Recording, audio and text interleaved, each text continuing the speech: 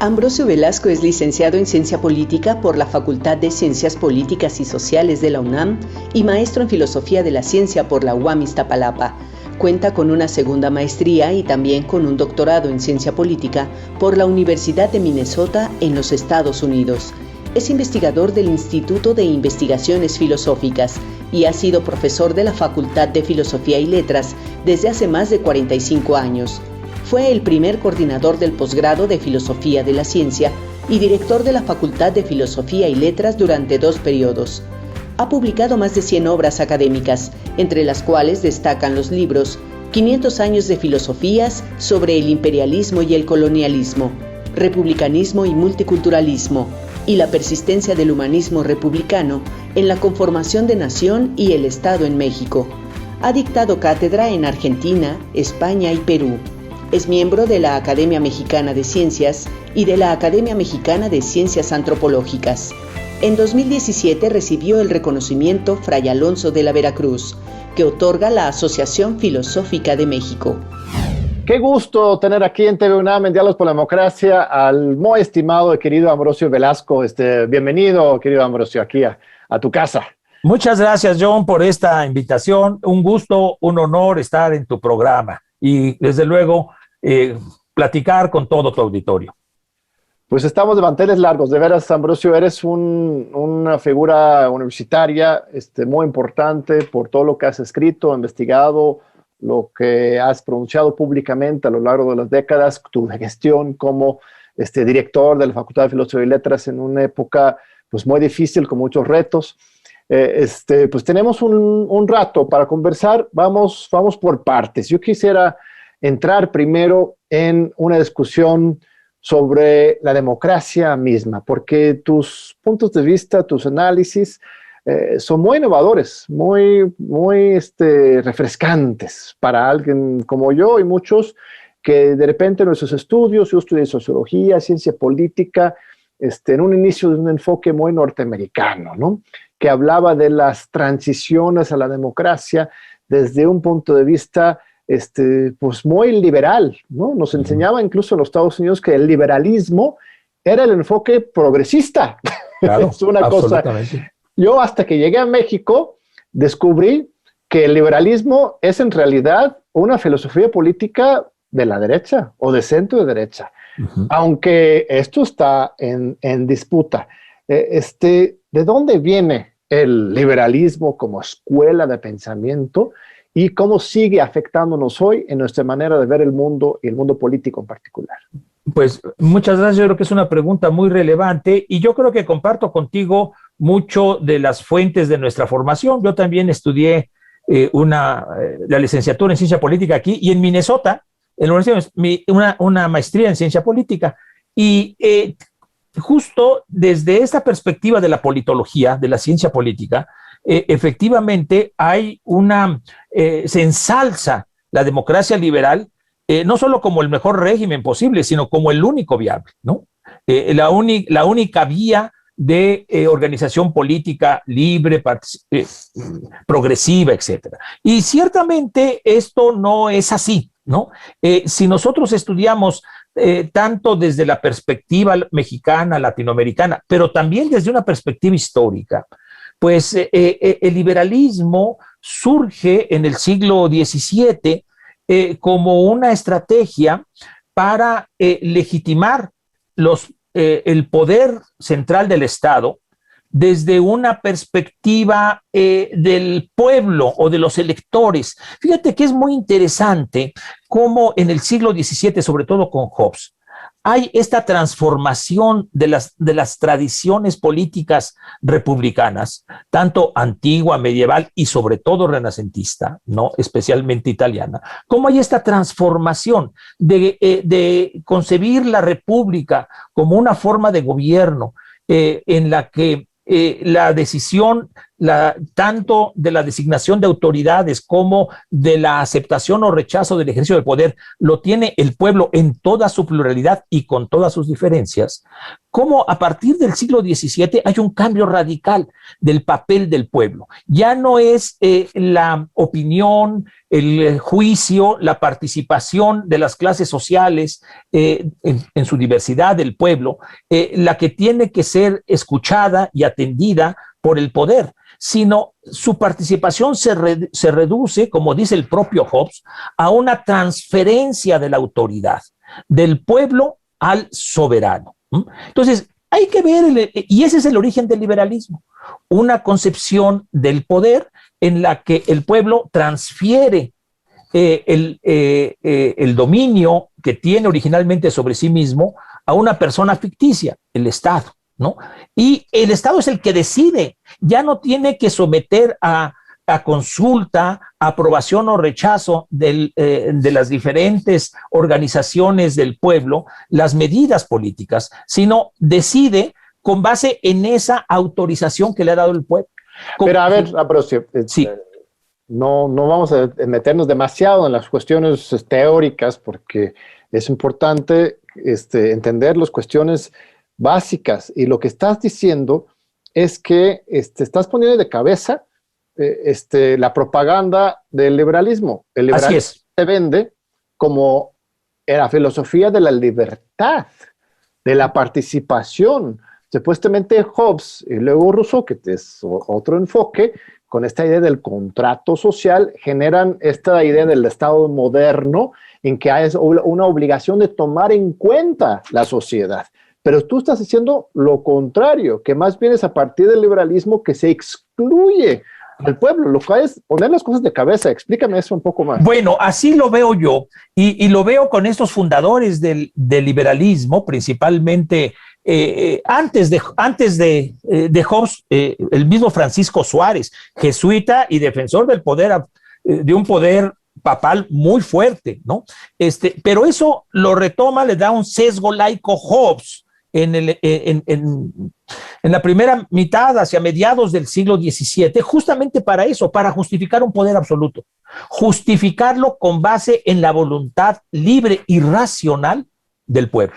Recordemos que esta propuesta que sigue Hobbes, que sigue Locke y que está en la base de todo, y lo acabas de mencionar, es un contrato en la que los individuos transfieren su libertad y poder que tenían sobre sí mismos a una persona ficticia que concentra todo el poder. Es que es clarísimo. Esta concepción del contrato liberal es un contrato de concentración del poder y su legitimación por parte de los individuos que conforman la sociedad. Y ahora fíjate, si nosotros vemos en el mismo Locke, que todavía se ve como un pensador liberal mucho más nítido que Hobbes, bueno, el mismo Locke considera que es el Estado el que puede en cualquier momento suspender las libertades y los derechos. Es el capítulo de prerrogativas del segundo ensayo social, el segundo ensayo sobre el gobierno civil de Locke, ¿no? Entonces, sí, yo veo eso, yo veo que el liberalismo es una teoría que justifica la formación de un poder absoluto en base en la voluntad libre de los individuos que constituyen la sociedad.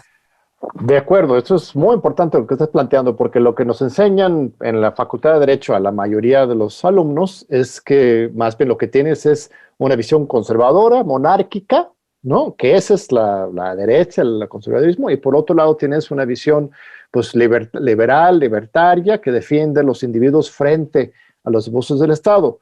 Y luego ya tendrías la tercera gran corriente ideológica, que es el del socialismo, ¿no? En que ahora sí se empodera desde abajo a la sociedad, se reparte incluso la propiedad, bueno, se evite la privatización, se hace una propiedad colectiva.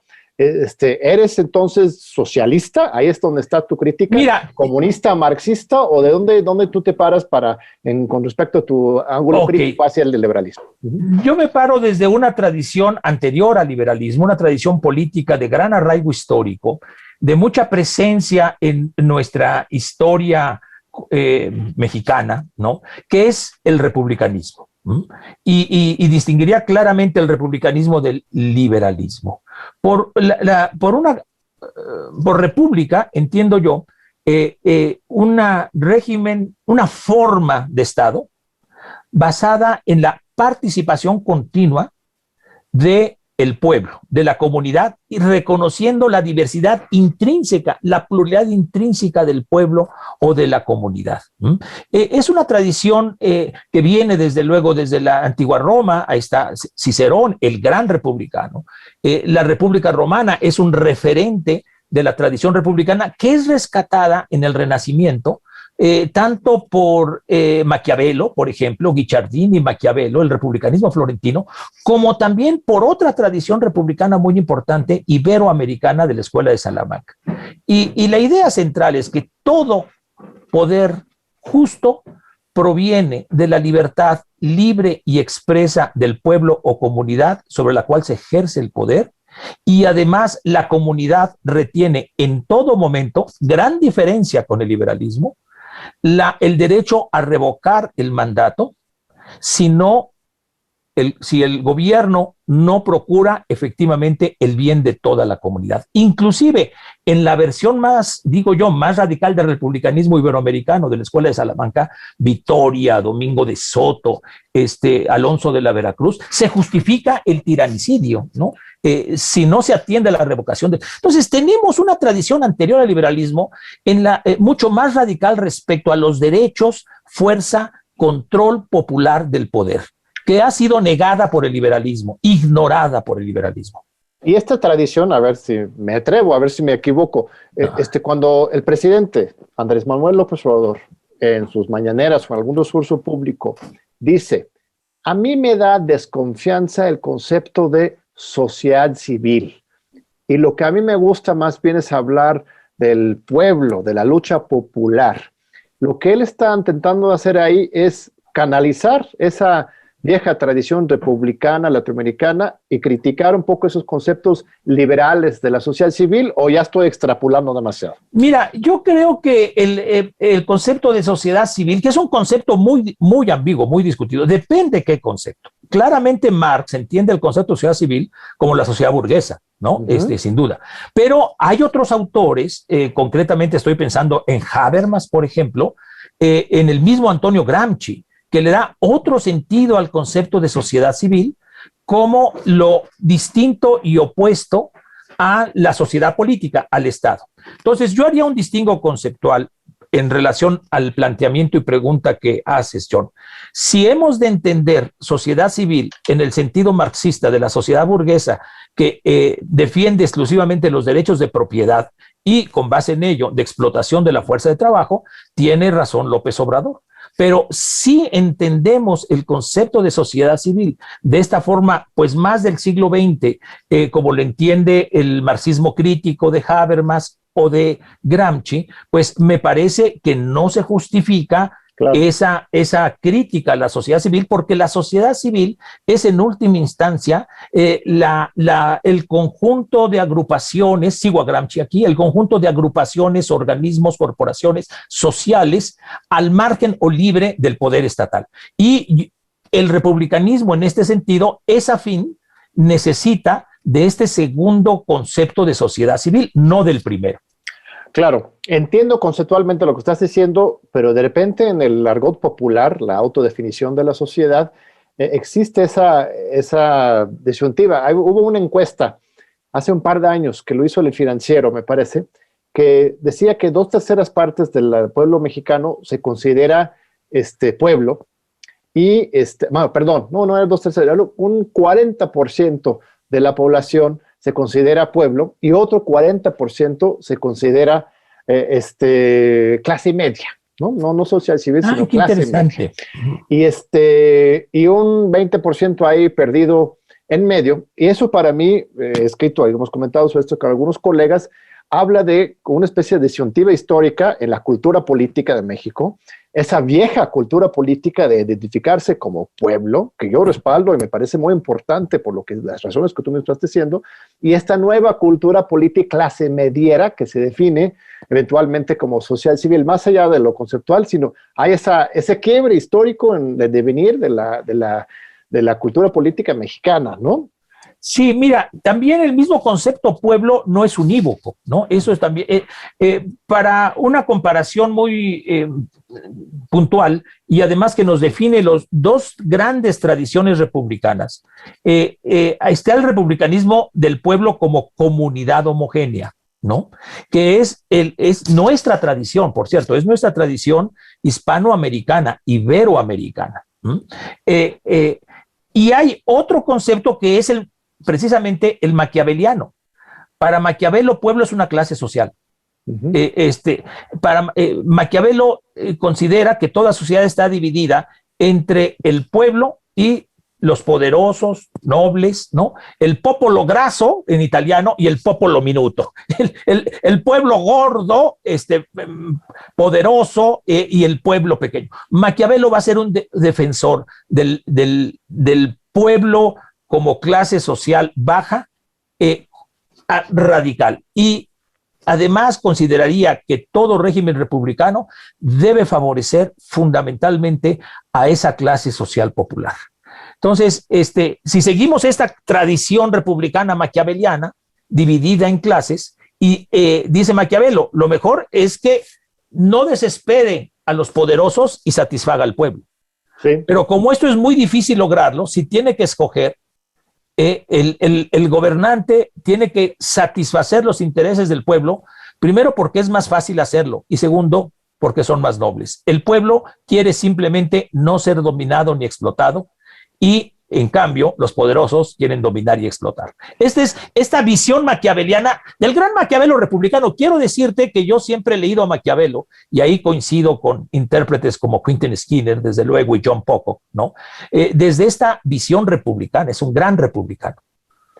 Muy interesante, me está sonando muy populista, Ambrosio, un populismo de izquierda al estilo de Murphy Laclau, pero muy cercano, positivo, ¿no? Muy cercano, no? Sí, totalmente, y además del conflicto, John, es algo muy importante. Fíjate, mientras el liberalismo trata de evitar el conflicto y lograr una homogeneización de opinión total, pensemos, por ejemplo, en el mismo Hobbes, ¿no? Para Hobbes, todos los individuos son como átomos indistinguibles. Y también esa es una idea de la democracia, en que una persona, un voto, ¿no? Indistinguibles.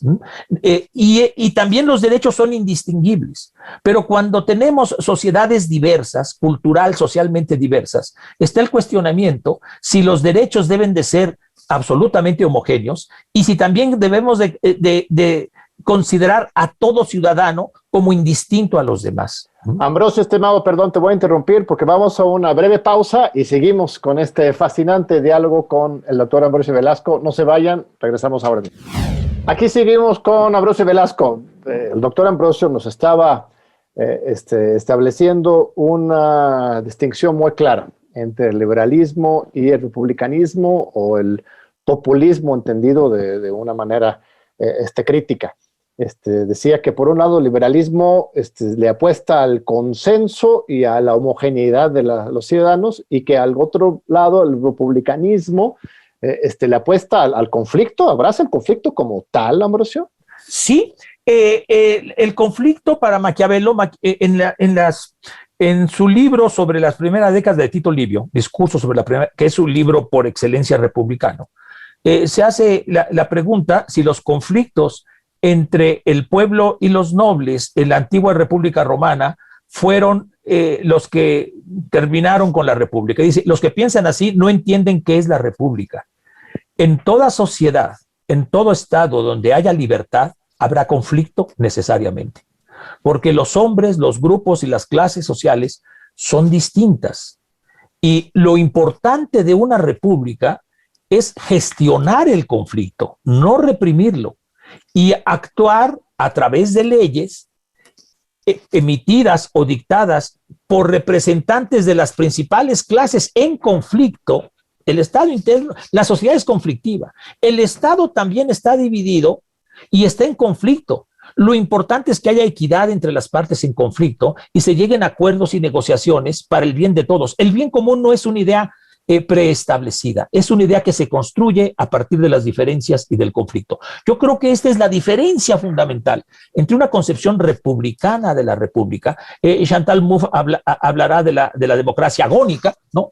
Justamente como una democracia en continuo conflicto, pero que es expresión de la libertad, de tal manera que un régimen republicano es más favorable a la libertad que una democracia liberal que trata de establecer de entrada un pensamiento único, homogéneo.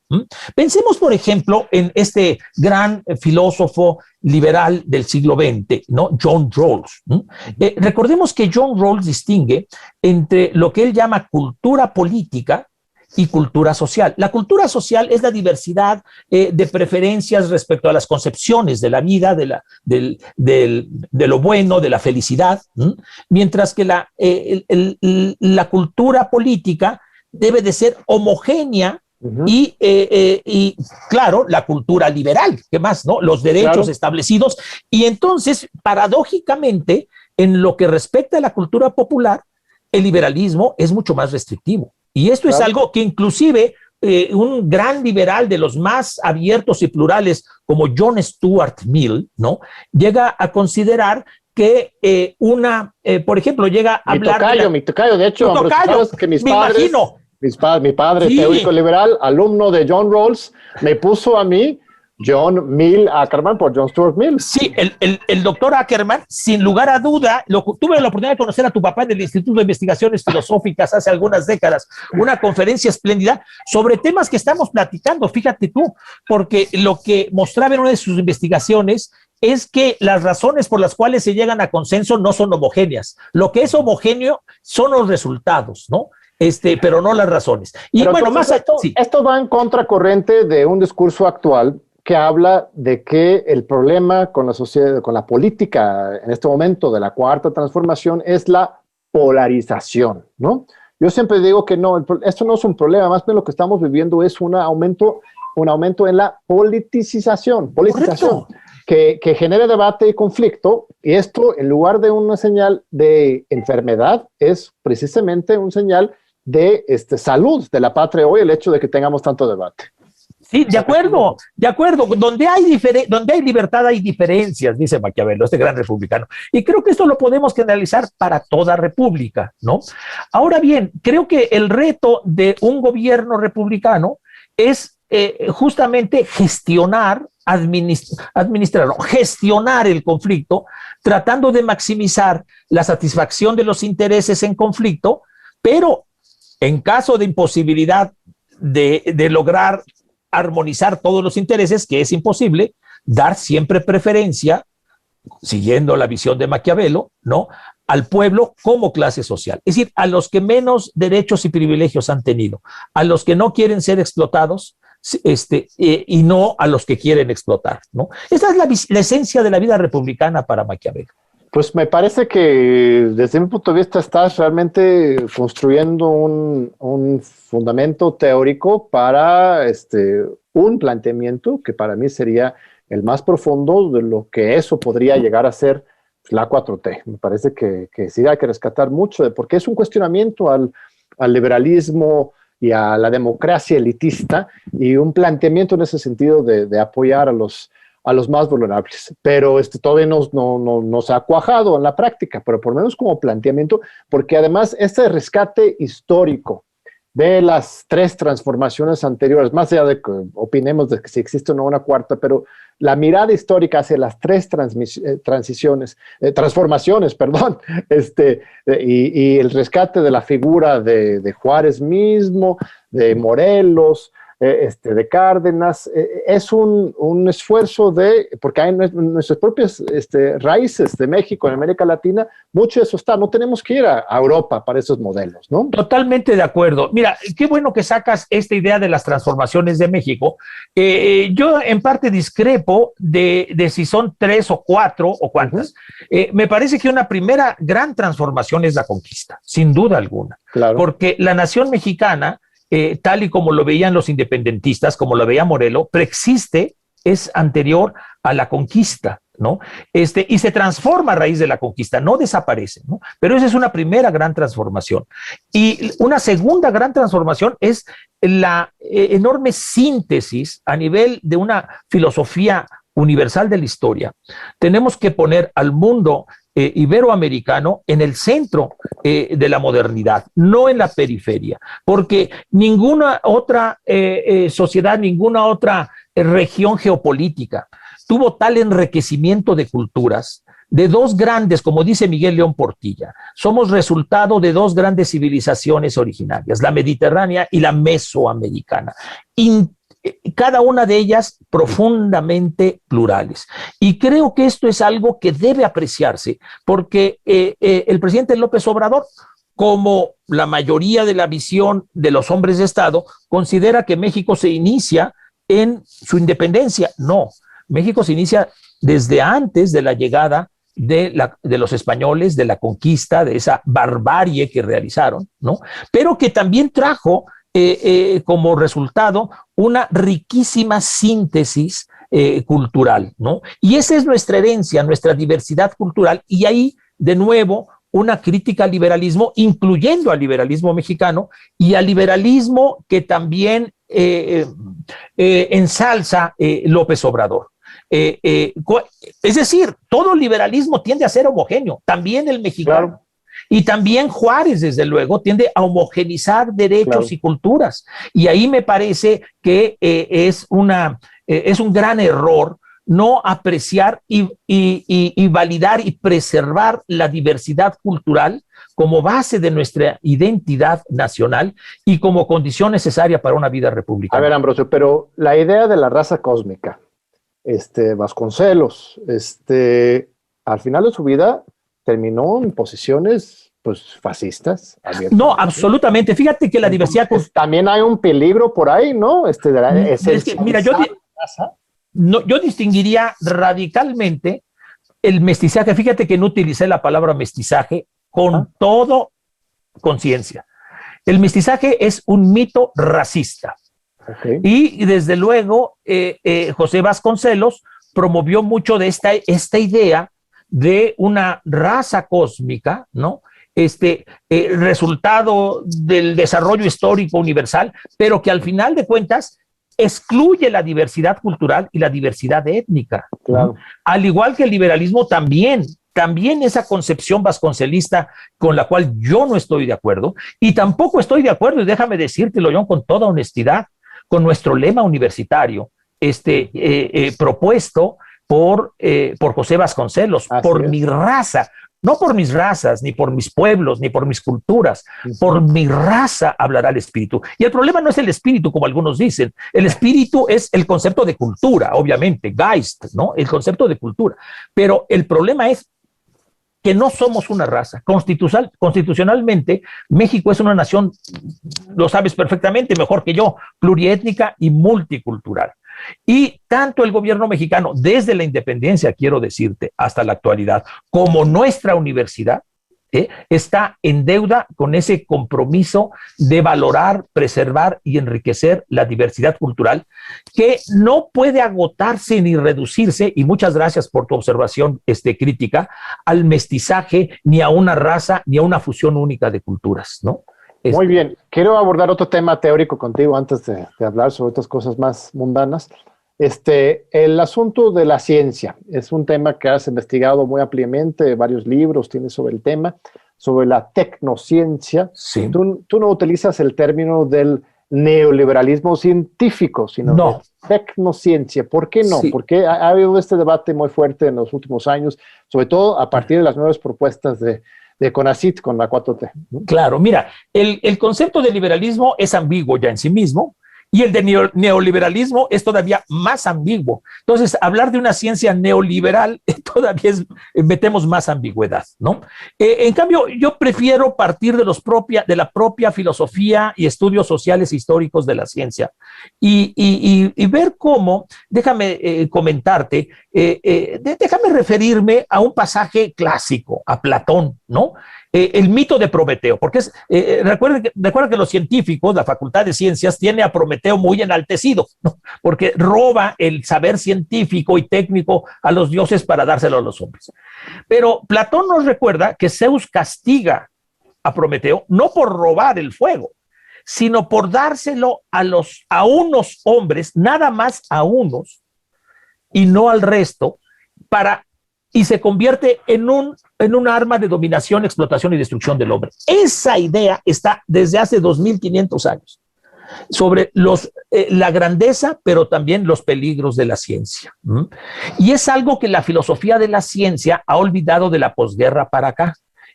Ahorita, si puedo, hablo y relaciono de las teorías revisionistas de la democracia de la posguerra con esta concepción de la ciencia, ¿no? Y el liberalismo de la posguerra.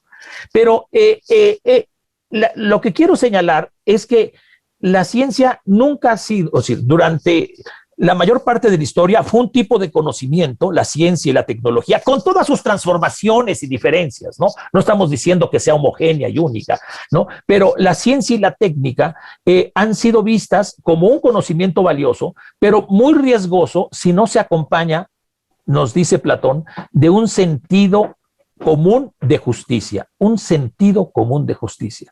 Si la ciencia no va acompañada de un sentido común de justicia, se convierte en un arma de explotación y dominación. Lo mismo pensó Rousseau en famoso discurso acerca de las ciencias y las artes, ¿no? Y déjame decirte más cercanamente, una de las escuelas más potentes de filosofía de la ciencia, inclusive de filosofía analítica de la ciencia, como es el positivismo lógico, déjame comentarte, los principales autores, estoy pensando en Otto Neurath, ¿no? Que es un comunista radical y marxista de la ciencia. Y lo que se propone reconoce desde luego que la ciencia, estoy hablando de la filosofía de la ciencia más analítica y dura que pueda haber, el positivismo lógico, John. Nos dice Otto Neurath, fundador junto con Carnap del Círculo de Viena y del positivismo lógico, la ciencia siempre está afectada por motivos sociales y si la sociedad no participa en la discusión de esos motivos sociales, el colapso de la sociedad humana será inevitable. Mira, no, es decir, me estoy refiriendo a los más reconocidos filósofos de la ciencia analítica, ¿no? No es anglosajón, pues es austriaco. Y ahí está esa idea que ha sido siempre presente, que la ciencia está afectada por la sociedad, está afectada por los intereses de clase y desde luego que sirve a unos o a otros. Y creo que lo que ahora se ha puesto en evidencia en esta confrontación entre el CONACYT y parte de la comunidad científica es si la ciencia efectivamente está afectada por esos intereses sociales. Creo que se llega a un consenso, más allá de las diferencias, de que la ciencia tiene una responsabilidad social y que los científicos, al igual que los humanistas, científicos naturales, sociales, al igual que los humanistas, tienen esa responsabilidad social. Ahora bien, autores como León Olivé, como Bolívar Echeverría, autores nuestros del mundo iberoamericano, han señalado con mucho tino que a partir de la Segunda Guerra Mundial, la producción científica ya no busca exclusivamente el valor de la verdad, ni del desarrollo del conocimiento, sino la innovación. Y es absolutamente cierto. La innovación es un concepto eminentemente epistémico económico. Es innovación para aumentar la productividad del trabajo. Y justamente la producción científica orientada a la innovación es lo que se conoce con el nombre de tecnociencia. Y en ese sentido, prefiero hablar de la tecnociencia como el modo primordial de producción científica y tecnológica orientada y guiada por la innovación con un sentido eminentemente económico. Ahora, es increíble, es muy importante, qué bueno que nos compartes todo este recorrido, estimado Ambrosio, porque la verdad es que siquiera plantear el tema, he estado en foros en que apenas hablar de la ideología que está atrás de la ciencia te expone a acusaciones de ser un estalinista, ¿no? Que quiere controlar la ciencia, quiere ponerlo al servicio de intereses oscuros externos a la misma ciencia, cuando solamente lo que se busca hacer es transparentar estas estructuras sociales que están atrás. Es decir, mira, una cosa legítima, la ciencia para la innovación, como dices, pero también existe la ciencia para resolver la pobreza, atender los grandes problemas sociales. Y hay que apoyar a todo. Pero vamos a un segundo corte, Ambrosio, está acabando el tiempo rapidísimo. No, muchas gracias. No se vayan, ahorita regresamos para la última parte de este fascinante diálogo con el doctor Ambrosio Velasco. Aquí seguimos con este gran diálogo con Ambrosio Velasco. Ambrosio, vamos a lo concreto también. Quiero escuchar tu experiencia muy importante como director de la Facultad de Filosofía y Letras. Después de pues, la última gran huelga estudiantil, en 99-2000, tú entras, si no me recuerdo, 2001. Sí, correcto. Como el primer director de la Facultad de Filosofía y Letras después de esta crisis, y te quedas 8 años, te toca reconstruir las relaciones internas, externas, pues todo, generar una nueva comunidad realmente en esa facultad tan estratégica y tan importante y que hoy de nuevo está viviendo pues problemas y esperanzas también. Cuéntanos de esa gestión, ¿qué aprendiste, qué lograste y qué pendientes se quedaron ahí en el camino? Muchas gracias, John. Mira, sí, yo antes de ello, después de regresar de mi doctorado en filosofía e historia de la teoría política en Minnesota, León Olivé me invitó al Instituto de Investigaciones Filosóficas para hacerme cargo sobre todo de un nuevo posgrado que estábamos haciendo, principalmente guiado por León Olivé, sobre filosofía de la ciencia. Y quisiera simplemente decir que ese posgrado de filosofía de la ciencia fue muy importante porque es el primer posgrado que tiene una estructura democrática, John, y que esto afectó a todo, fue el modelo propuesto por León Olivé para la transformación de todos los posgrados, poniendo el énfasis en los comités académicos electos por profesores y por estudiantes como el órgano decisor de los posgrados. Esto era ya una democratización del posgrado, muy importante. Por otra parte, en filosofía de la ciencia impulsamos una línea que le denomino filosofía política de la ciencia, conjuntamente con la integración de filosofía, epistemología, estudios sociales e históricos, precisamente con la conciencia de que en las sociedades contemporáneas, donde la ciencia tiene un papel preponderante en la resolución de las necesidades y en el desarrollo y progreso económico y social, la ciencia debe democratizarse. No podemos analizar el valor de la ciencia al margen de su significación, de sus presupuestos y consecuencias políticas. Y esto es algo que impulsamos fuertemente y organizamos el primer Congreso Internacional de Filosofía Política de la Ciencia en 2005. Bueno, esto simplemente para mostrar como un antecedente de mi gestión en la Facultad de Filosofía y Letras, y también hay que decirlo, pues el rector Juan Ramón de la Fuente me conoce por esa gestión y por ese impulso de un posgrado de filosofía comprometido socialmente, que reconoce que la ciencia y la tecnología, sobre todo producida públicamente, debe atender a las necesidades sociales, ¿no? Y que no puede haber una democracia en sociedades contemporáneas si no hay una democratización de la ciencia. Y esto le estuvo de acuerdo, muy de acuerdo, y con mucho apoyo el rector, y pues me invitó a participar en la terna. Quiero decirte que también era un momento en que salíamos de la huelga, estaba muy dividida la comunidad universitaria, muy dolida, y era una huelga por razones y motivos absolutamente legítimos, ¿no? La gratuidad de la educación pública universitaria, un derecho fundamental, y hay que reconocer que pues logró ese objetivo, pero claro, no hay que olvidarnos. Fue al final de cuentas un movimiento progresista, reivindicado, no, justo. Logró su objetivo, más allá de otras cuestiones. O sea, la verdad es que fue gracias a ese movimiento, o otros movimientos antes, todavía tenemos una educación pública y gratuita hoy en la UNAM. Pero no se nos debe de olvidar esas demandas, porque déjame decirte, y lo voy a decir con toda claridad, hoy en día, John, se está cobrando 400 pesos para presentar el examen de valoración y admisión a los posgrados de la UNAM. Yo acabo de poner el grito en el cielo. No es posible esto. Y parece que ya se nos olvidaron la huelga y el movimiento de 87, la huelga y el movimiento de 99-2000. Tenemos que tener muy consciente eso. Bueno, quiero decirte que fue un proceso muy interesante porque el gran aprendizaje de la huelga, quiero decirte que dialogábamos con los estudiantes, mis estudiantes muy apreciados estaban en la huelga y les tenía pleno respeto, sobre todo en la Facultad de Filosofía y Letras, prácticamente todos estaban. Ingresábamos y dialogábamos en el auditorio Che Guevara Justo Sierra, para que no haya problema, yo le pongo los dos nombres, siempre lo he reconocido, Che Guevara Justo Sierra. Con los estudiantes buscábamos soluciones, y si no es por una línea dura, impositiva, dentro del propio comité de huelga, esto se hubiera solucionado mucho antes, ¿no? Mucho antes. Desde luego siempre reconoceré la prudencia y capacidad de formación de consensos del doctor Juan Ramón de la Fuente, que ha sido uno de los mejores rectores, junto con Pablo González Casanova, de nuestra universidad, sin duda.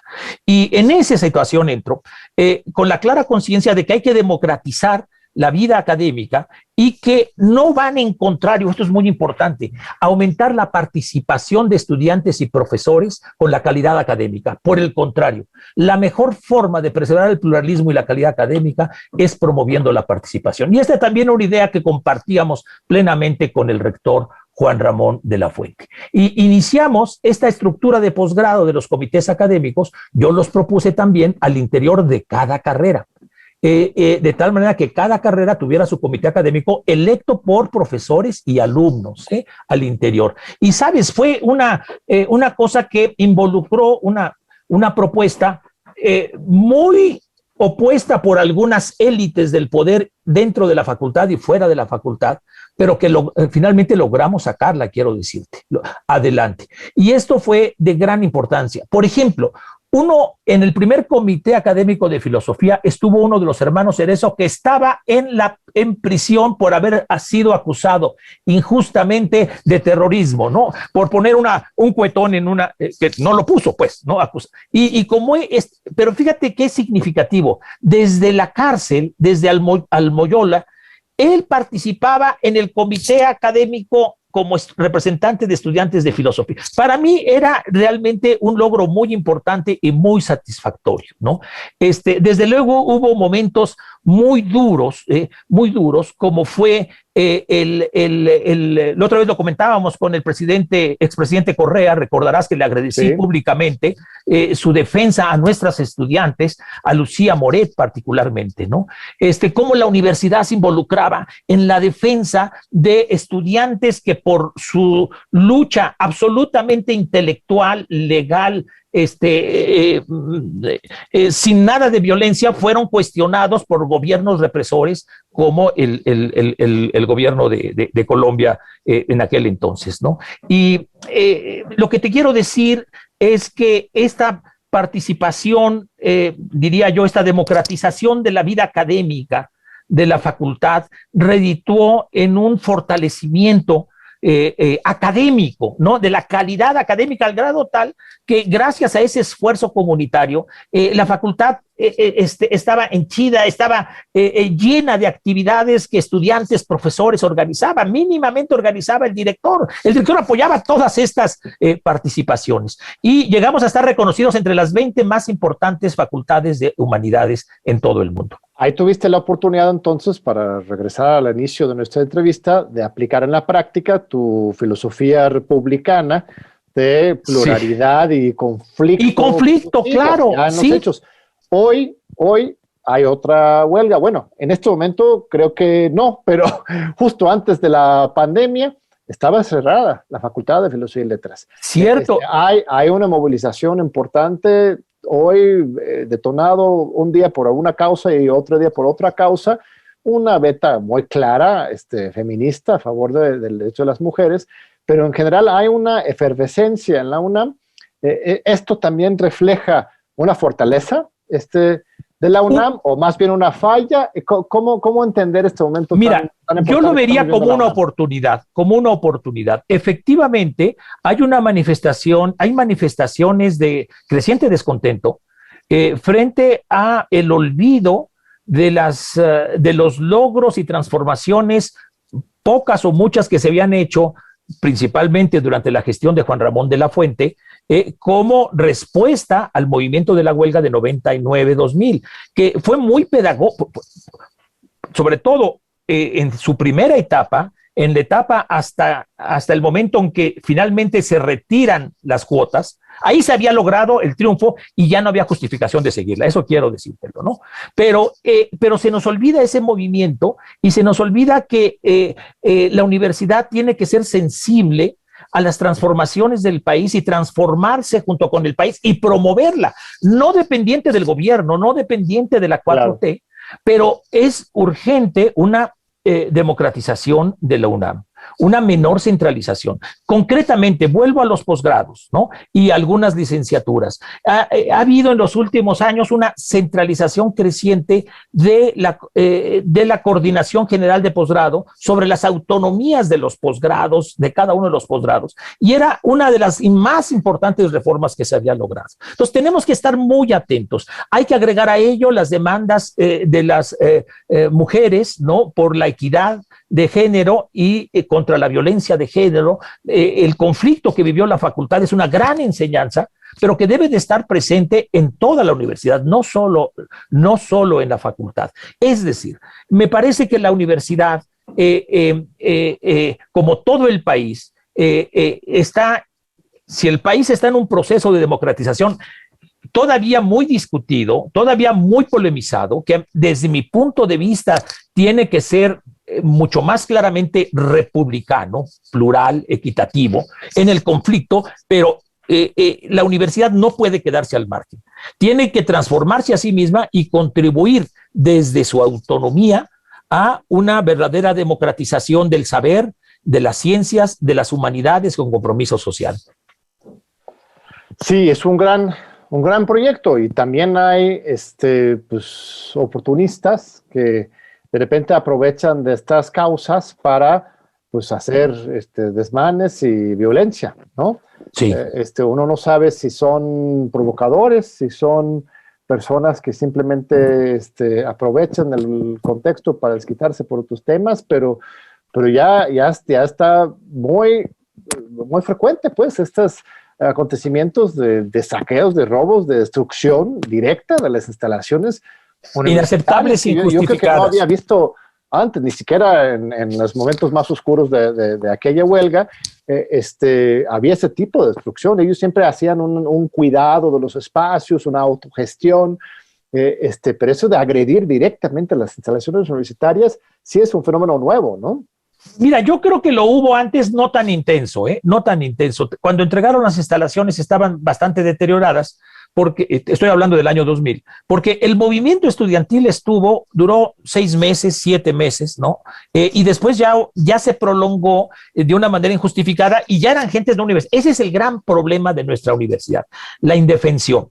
Pero más vale sufrir esta indefensión a reforzarlo con mecanismos de seguridad, ¿no? Que pueden desviarse, que pueden degenerarse. Me parece que es muy importante fortalecer un ethos universitario de la responsabilidad de la corresponsabilidad. Y esto también es formador, me parece, formador de ciudadanía hacia afuera. Antes de terminar, quisiera como redondear, si me permites. Por favor, justo tenemos 2 minutos. Estos temas que hemos platicado. El México hoy, el México actual. Desde mi punto de vista, ¿cuáles son los retos de la democracia en México? Pues el reto de la democracia en México, a mi manera de ver, es transformarse de una democracia liberal en una verdadera democracia republicana. Es decir, en una democracia basada en la pluralidad, inclusive el conflicto de grupos de intereses de diferentes propuestas y en la equidad del gobierno respecto a esta diversidad, particularmente la atención a los marginados y a los marginados históricamente. Hablo concretamente de las comunidades indígenas, de los pueblos indígenas. En el seminario que me hiciste favor de invitarme sobre los retos de la democracia, que estaba la secretaria de Gobernación, la doctora, yo le decía, secretaria, doctora, si no hay una reforma de la reforma al artículo 2 constitucional, donde se reconozca efectivamente la autonomía de los pueblos indígenas, no va a prosperar una verdadera democratización. Y creo que estos son algunos de los asuntos muy urgentes que deben de atenderse, ¿no? Esa sería una primera. ¿Cómo puede la universidad contribuir a una transformación de una vida, de una democracia republicana con justicia social? Porque quiero decirte, también Maquiavelo decía, crear una república donde haya gran igualdad, crear una monarquía donde haya desigualdad, de otras maneras será desproporcionado. La república no puede estar al margen de mínimos de igualdad, ¿no? Y en este sentido, sin duda alguna, el gobierno de López Obrador está promoviendo una redistribución del ingreso que hace mucho no se hacía, ¿no? Eso hay que reconocerlo. Pero falta la dimensión de un giro, de un cambio hacia una república, hacia una democracia republicana, participativa, plural, donde no se acepten estas aberraciones como Salgado Macedonio, ¿no? De veras, es que eso me preocupa enormemente, que reta a las instituciones que si bien pueden estar limitadas, han costado mucho trabajo lograr esas autonomías, que son corregibles, que son perfeccionables desde luego, pero no ese desprecio que se tiene a la vida democrática, inclusive desde luego, hay que respetar la vida democrática liberal como está y irnos más allá, no más atrás, ¿no? Y la universidad tiene un compromiso muy claro que debe empezar por la democratización de sí misma. Sí, claro, es muy importante ese último punto sí, no se trata de destruir al sistema liberal, destruir las instituciones ni las leyes, sino de rebasarlos por la izquierda, que digamos. Bien, por la izquierda, por la justicia. Y afortunadamente. De acuerdo. Ya se nos acaba la entrevista, pero tenemos en México una larga tradición justamente de un liberalismo radical, o sea, las Flores Magón. Absolutamente. Su partido se llamaba Partido Liberal Mexicano y eran anarcosocialistas. O sea, ese sincretismo liberal, social, revolucionario. Republicano. Y republicano fíjate, es algo que es muy nuestro y yo sí estoy de acuerdo. Yo creo que desde México estamos idealmente posicionados histórico y geográficamente para poner un ejemplo al mundo entero de una nueva ideología y práctica de política transformadora. Pero se nos acaba el tiempo, querido. Totalmente de acuerdo. Totalmente de acuerdo. Bueno, mira, simplemente recordar a Madero, ¿no? Y es un gran republicano, un gran demócrata, y es lo que decía.